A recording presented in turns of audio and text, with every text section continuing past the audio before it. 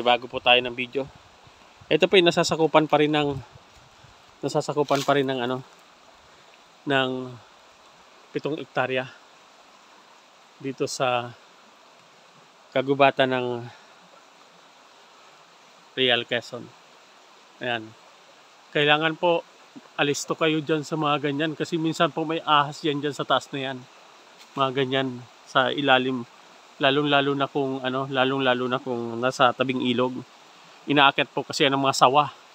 Kaya kailangan bago kayo pumasok, check nyo na muna. Minsan kasi nakabitin ang ulo ng sawa. Bigla na lang tutukain ka. Pagkatuka sa'yo, dadaling ka na dyan sa taas na yan.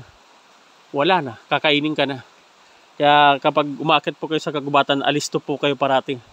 Kailangan matalas yung mata nyo dito sa mga ilalim ng puno ng kahoy, lalo na sa tabing ilog kasi diyan yan sila nagtatambay.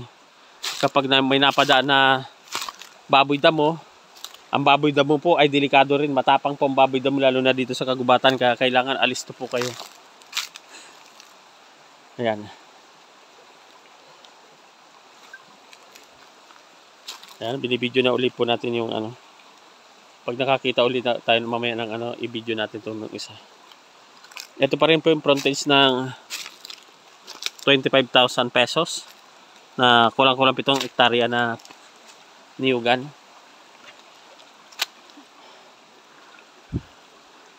Binabagtas pa rin po natin ang pinaka-frontage niya. Tapos aakyat po tayo dun sa pinaka-boundaryhan niya.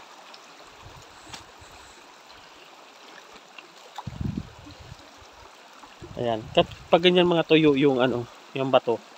Pag mga tuyo ang bato, pwede po yan tungtungan. Kaso lang pag mga ganyan po, lumot. Ako, delikado po yan. Delikado pong matumba tayo. Kaya kailangan ingat po. Dahil napakadulas po ng mga bato. Ito lilim na naman. Kailangan po sisilipin nyo muna yan. Kasi minsan may nakabitin yan dyan na sawa. Nag-aabang ng makakain. Nakabitin po yung ulo niyan. Kaya ingat po kayo sa mga paglilom dyan. Pag punta dyan sa mga malilim na yan. Kasi nandyan lang yan po nakapulupot ang mga sawa dito sa kagubatan. Dyan po yan sila nag-aabang dito sa mga ganito kasi pag nakakain po yan ng malaki ay nagbababad po yan dyan sa tubig para matunaw yung kinain nila. Parang buaya din.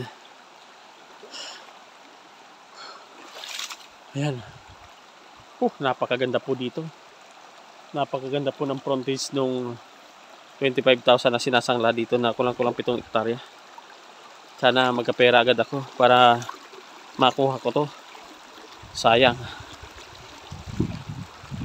Ayan. Nilalakad pa rin po natin itong pinaka area nya. Nakaka part 2 na tayo. Pang part 3 na po itong ginagawa kong video. Part 3 para makunan lang po yung pinaka area nya dito sa frontage ng tabing ilog. Kailangan po kompleto tayo. Kung mayroon pong sapa, kailangan po natin videohan para makita ng mga gustong kumuha ay kompleto na po. Kung may sapa, ilalagay po natin may sapa. Ito po, ilog po itong malaki. Ang baba po nito, yung hydro na nakatayo ngayon. Hydro energy.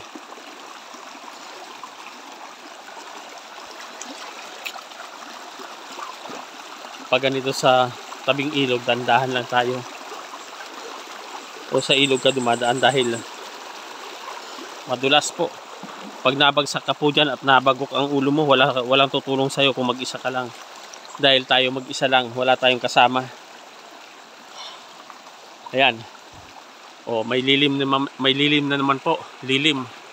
Mga puno ng kahoy. Ayan. Mag-isa lang po tayo, wala po tayong kasama. Makikita nyo po yung paligid. Wala po tayong kasama kundi mag-isa lang dito sa kagubatan. Kaya kailangan po ingat at dahan-dahan po ang paglalakad. Lalo na dyan sa kailugan na yan. Kasi pag nadulas ka po dyan at nabagok yung ulo mo dyan, nako, wala pong tutulong sa'yo. Kaya kailangan natin pong magdahan-dahan. Malayo-layo pa po yung lalakarin natin. Yan. Lumulublob po tayo sa tubig para makatawid. Kasi mahirap po yung dumaan dyan sa gilid, baka may ahas. Ang mga ahas naman po dito, kapag may anak, nanghahabol po. Cobra, o ang tawag namin dito ay sapaw. Ayan, dandahan po tayo dito. Dahil ang lalaki ng bato. Tapos, ang dulas. Para mabidyoan lang po natin to. Kung hindi po makuha ng iba, tayo po ang kukuha nito. May nakita po tayo napakagandang mga ratan. Dibidyoan po natin mamaya. Doon sa tapat. Ayan po. Yan o. Yan po ay mga ratan. Pupwesto po tayo doon sa malapit para makuha natin ng mas malapit. Tandahan lang po tayo dito. Aray ko. Aray. Nabunggoy yung paa ko sa bato. Shout out po dyan sa lahat ng mga nag-YouTube, nagre-reel. Ayan, makikita nyo po, kagubatan na kagubatan po yan. Nagala po tayo ngayong tanghali dahil dito po natin makukuha yung magandang mga video. Ganitong tanghali. Maliwanag po ang pagkakakuha. Pag hapon na po, hindi natin makuha ng maganda. Ayan, isa pa rin po ito sa part 3 ng frontage ng kulang-kulang 7 hektarya. Dito po tayo dumaan sa gilid. Pero kailangan pag dumaan po kayo dyan sa gilid, titingnan nyo yung mga gilid nya. Kasi minsan may ahas po dyan. Yung mga ahas, kapag ganitong tanghali po, nagbibilad dyan dito sa tabing ilog. Kaya kailangan ay matalas po ang mata nyo. Kaya makukunan po natin na maganda yung yung ratan. Pupunta po tayo doon malapit. May bunga ang ratan, kukunan natin. Ayan po. Ang ganda. Ayan po yung pinakabunga niya. Kunan natin ng malayo. Pero kunan din po natin ng malapit mamaya. Ayan, mga nakabitin lang po ang bunga niyan. Napakarami pong bunga. Ang tawag po niyan na ratan ay limuran. Napakasarap po ng ubod niyan, pero napakasarap po yung bunga niya. Lahat po may bunga.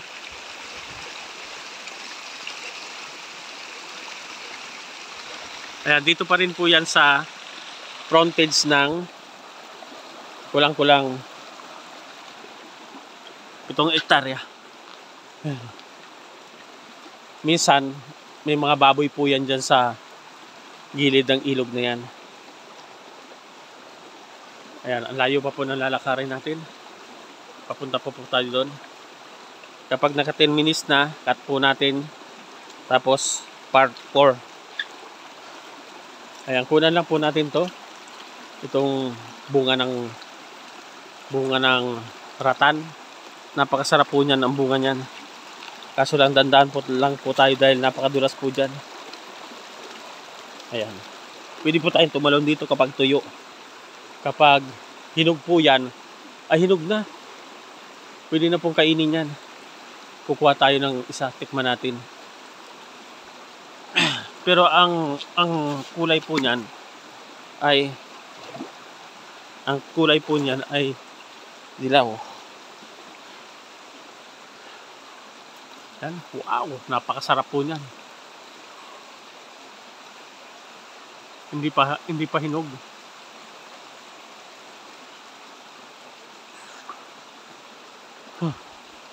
Kaso lang sa mga ganyan po, dahil napakagubat po, delikado po yan. Kaya kailangan matalas po yung mga mata nyo. Kasi minsan may nakasampayan dyan na ahas.